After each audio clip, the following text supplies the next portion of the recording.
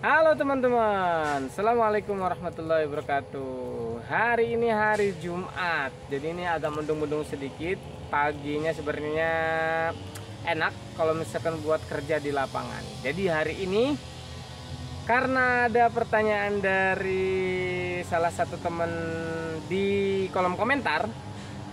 Jadi salah satu penonton yang berkomentar mengenai bisa nggak sih kira-kira kalau misalkan kakao itu dicangkok.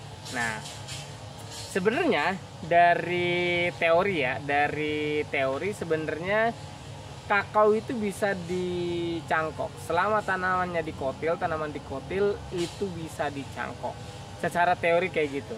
Cuman memang kakao ini kalau menurut saya untuk dicangkok harus atau membutuhkan banyak cabang yang dibutuhkan. Maksudnya yang dibutuhkan untuk cangkok. Padahal cabang itu dicangkok adalah investasi atau sesuatu yang berharga. Karena di sana banyaknya sumber makanan gitu ya. Jadi dari daun itu kalau misalnya kita potong jadi otomatis sumber makanannya berkurang. Kasarnya kayak gitu ya. Jadi efektivitas untuk mendapatkan cangkok kakao dalam jumlah besar rasanya sulit gitu. Nah, beda lagi misalkan dengan jeruk. Kalau misalkan jeruk diperluas di cangkok, tumbuhnya akan cepat. Nah, memang bisa saja satu area kalau misalkan ingin dijadikan sebagai bahan untuk cangkok bisa saja, nggak masalah. Cuman rasanya sayang gitu ya, karena kita fokusnya ini pada produksi, bukan pada perbenihan. Di belakang saya ini ada kakao, jadi sengaja kita milih yang ini karena satu pencahayaannya bagus, ada buahnya juga cukup bagus, besar-besar, dan kondisinya dari segi percabangan agak kurang terawat ya. Jadi kita hanya demo atau demonstrasi mengenai bagaimana cara mencangkoknya kayak gitu. Nah, kita mengambil tunas air ya. Jadi kita mengambil tunas air yang ini. Kita tidak mengambil batang atau cabang utama. Kalau misalnya mengambil cabang utama, nanti resikonya takutnya itu akan mengganggu pada pembuahan pembungaan. Cabang utama itu misalkan yang ke sebelah sini ya, yang daerah-daerah sini. Nah, kita ambilnya ke tunas air. Nah, kalau misalkan tunas air jadikan cangkok nanti masalah atau enggak? Saya rasa tidak. Karena tunas air itu punya jorget. Nih jorgetnya kayak gini ya, jorget. Sudah muncul jorget. Jadi kalau misalkan kita tanam di lapangan, ini nanti akan tumbuh masing-masing gitu. Malah menurut saya lebih bagus kayak gitu ya, untuk dijadikan bahan untuk cangkok. Oke, bahan yang saya gunakan biasa ya pisau cutter, yang kedua tali, yang ketiga saya menggunakan polybag bekas ya. Jadi hal-hal yang simpel saja yang kita gunakan yang ada di lapangan. Polybag bekas yang sudah ada medianya, ada tali dan ada pisau. Mari kita mulai melakukan mencangkok. Sebagai informasi, nanti video ini akan diupload kurang lebih 1 atau 2 bulan ke depan. Jadi kita akan memastikan cangkoknya berhasil terlebih dahulu, nanti akan kita upload. Jadi ini sama seperti tutorial pemangkasan ya. Ketika kemarin tutorial pemangkasan dipangkas, sebulan kemudian kita pengen tahu responnya kayak gimana, buahnya bagus apa enggak. Nah, ini juga saya buat, terus saya pastikan bahwa cangkoknya akan berhasil. Ini di belakang saya sudah ada. Jadi kita ngambil tunas air tadi. Yang pertama yang perlu dilakukan adalah kita bersihkan bagian tunas airnya, karena tunas air itu biasanya ada daun-daun di sampingnya. Jadi kita potong-potong terlebih dahulu daun-daunnya. Nah, pastikan seperti ini. Kita bersihkan terlebih dahulu. Nah, ini sudah kelihatan batang utamanya. Nah, tergantung teman-teman nanti mau dari bawah, mau dari atas. Sebenarnya kalau misalkan cangkok itu perluas batang itu bisa dicangkok sebenarnya. Jadi pedagang-pedagang atau penjual-penjual bibit tanaman, jeruk atau tanaman sejenisnya itu dilakukan perluas. Kenapa? Karena ketika dilakukan perluas berhasil, berarti jumlah yang akan didapatkan itu akan lebih banyak dan korelasinya nanti akan mendapatkan uang yang banyak juga ketika dijual gitu ya. Tapi karena ini kita melakukan uji coba, jadi kita menggunakan 3, kita ambil 3 tunas air ya. Tunas air yang digunakan jangan tunas air yang berwarna hijau, karena tunas air yang berwarna hijau kandungan ligninnya atau jaringan kayu itu masih lunak. Nah, kalau jaringan kayunya masih lunak, kemungkinan besar dia akan mati. Jadi dia itu masih tahap perkembangan ya kasarnya, kalau misalkan manusia ya lagi berkembang, lagi tumbuh, terus kita bikin dia stres. Jadi akhirnya lebih baik, atau saran saya, gunakanlah yang berwarna kecoklatan seperti ini ya. Mari kita langsung praktekkan gimana cara mencangkoknya. Jadi sebenarnya mencangkoknya sama saja seperti teknik mencangkoknya yang lainnya. Jadi kita kupas terlebih dahulu bagian kulitnya. Kita kupas, kita kerik atau kita bersihkan bagian kambium. Pastikan bagian kambiumnya kering, karena ketika kambium masih ada dan kita langsung tempelkan tanah, kambiumnya nanti akan recovery dan kambiumnya akan menjadi kulit batang lagi. Itu kuncinya. Jadi pertama kita lakukan pengupasan kulit batang terlebih dahulu. Ayo kita lakukan.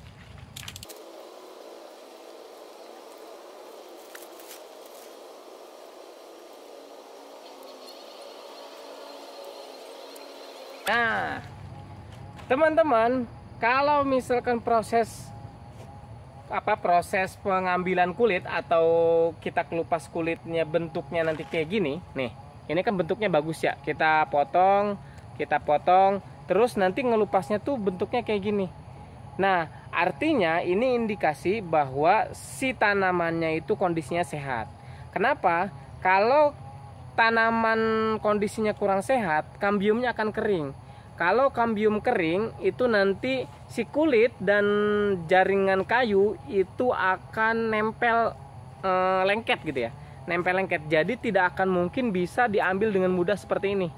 Nah, kalau misalkan diambil mudah seperti ini, berarti indikasinya adalah tanamannya sehat. Nah, ini udah kita ambil ya si kulitnya. Kita buang aja kulitnya. Kita buang kulitnya. Nah, ini sudah warna putih. Warna putih ini adalah pembuluh kayu. Jadi warna putih ini adalah bagian pembuluh kayu. Jadi ini pembuluh kayunya. Jangan sampai pembuluh kayunya terpotong sampai ke tengah gitu ya. Jangan sampai terlukai banget gitu maksudnya. Terlukai banget tuh maksudnya jangan sampai nanti saya contohkan ya. Misalkan contoh yang ini sampai terlalu dalam seperti ini. Nah, ini rusak. Nah, kalau rusak nanti dia biasanya mati.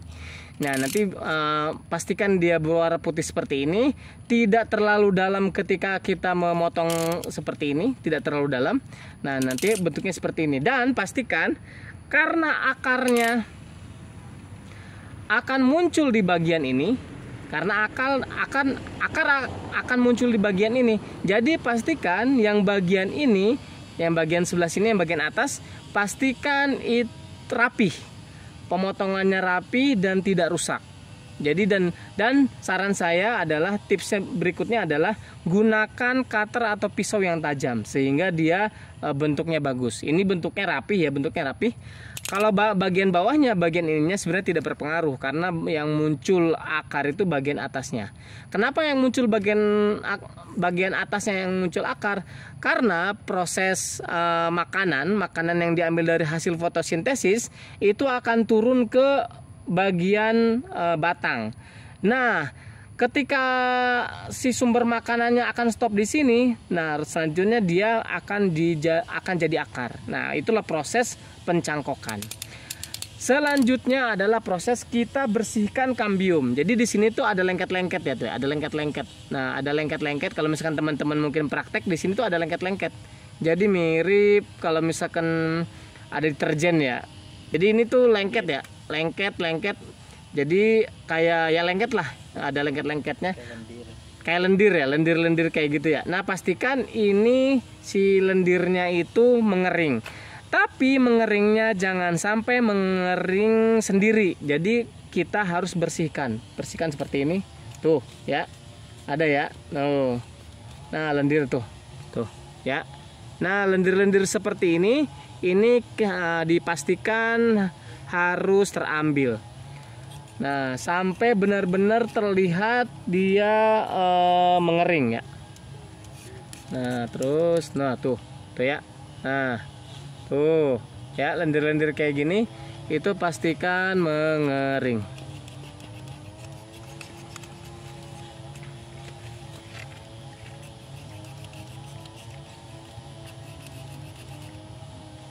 Nah, ini diambil ya. Nah, ini lendir-lendir diambil. Nah, ini basah tuh ya. Nah, ini bagian-bagian kambiumnya ini dipastikan mengering. Jadi kita ambil, kita bersihkan terlebih dahulu. Pastikan bagian sininya tidak terlukai.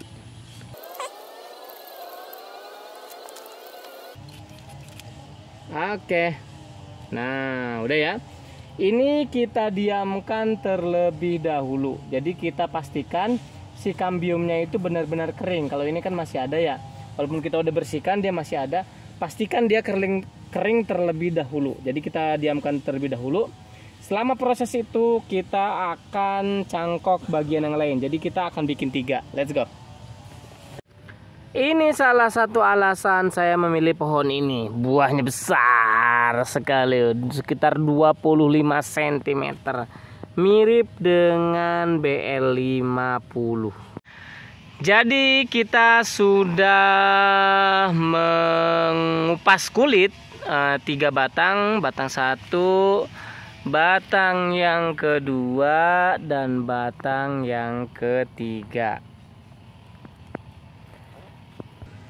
Oke teman-teman, setelah kita melakukan pengupasan terhadap kulit batang dari kakao, selanjutnya kita akan memberikan media ya, berupa tanah ya. Di sini sebenarnya tanahnya bukan cuma tanah, tapi ada campuran sekam dan pupuk kandang. Nah, tadi kita sudah menunggu hasil kupas itu menjadi kering. Ini sudah kering ya, sudah benar-benar kering. Nah, sudah benar-benar kering dan siap untuk dilakukan pemberian tanah gitu ya, pemberian media. Nah, kita melakukan 3 tadi, kita mau melakukan pengupasan kulit 3. Jadi kita coba dulu yang pertama. Mari kita berikan media. Jadi karena polybag ini isinya adalah 3/4 tanahnya, dan itu rasanya terlalu banyak, jadi mari kita buang terlebih dahulu. Kita buang, kita sisakan. Karena ini kecil, jadi kita butuhnya juga sangat sedikit. Jadi hanya disisakan 1/4. Selanjutnya kita potong seperti ini. Nah, dia agak terbelah. Selanjutnya kita masukkan ke batangnya. Kita tempelkan. Nah, seperti ini saja kita lakukan ini dulu, penggemburan dulu supaya mudah. Nah, kita lakukan penggemburan. Setelah itu kita tempelkan. Set. Nah, kita tempelkan, pastikan tanahnya semua terkumpul ya. Maksudnya tertutupi si ininya, si siapa, si apa tanah, si bagian yang sudah dikupas tadi itu semuanya sudah terisi oleh tanah atau tertutupi oleh tanah. Nah, seperti ini.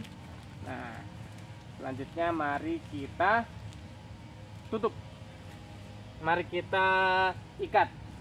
Kita ikat dengan tali. Bagian atasnya kita ikat dengan tali. Nah. Oke, kita ikat dengan tali.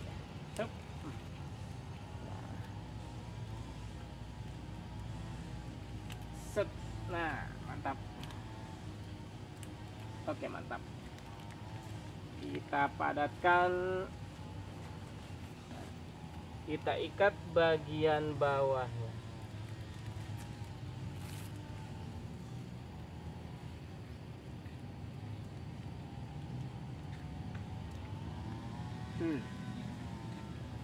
Mantap. Mantap. Ikat. Oke. Nah, ikat. Nah, satu sudah kita bungkus. Mari kita bungkus yang lainnya, karena kita ada 3 tadi. Jadi mari kita bungkus yang lain.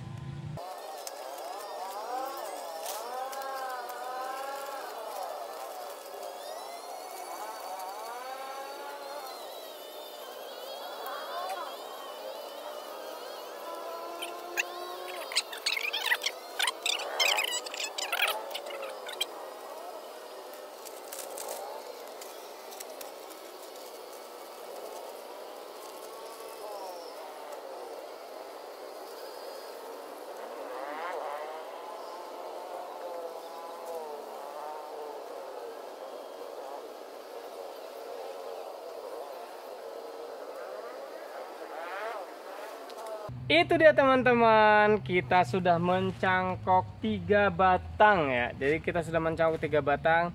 Kita tunggu selama 2 bulan. 2 bulan kemudian nanti kita akan buka, kita akan coba lihat apakah tumbuh atau tidak. Kita tunggu ya.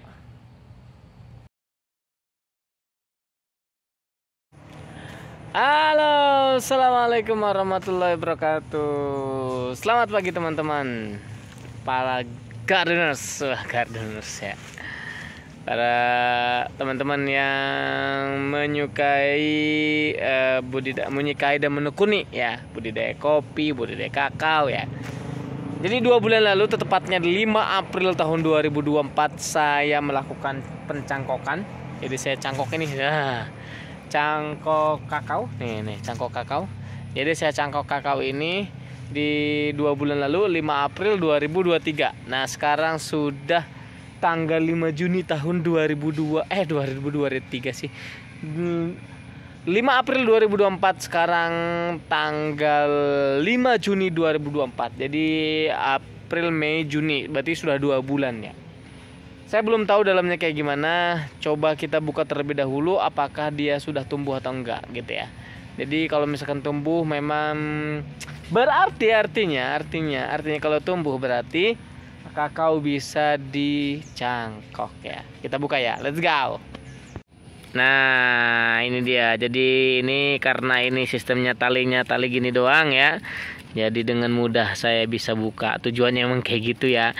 Jadi diikatnya tidak begitu kencang, tidak begitu kuat ya. Tapi juga tidak mudah lepas. Yang bawahnya kita tidak perlu tidak perlu buka. Yang bawahnya tidak perlu dibuka, cuman bagian atasnya doang. Nah, kalau misalkan dilihat ini ada bintik-bintik putih, harusnya dia tumbuh ya. Harusnya tumbuh. Nah, tuh tumbuh guys, tuh ya, tuh tumbuh ya ternyata ya. Jadi ini ada akar-akarnya tuh di situ tuh, ada bakal akar.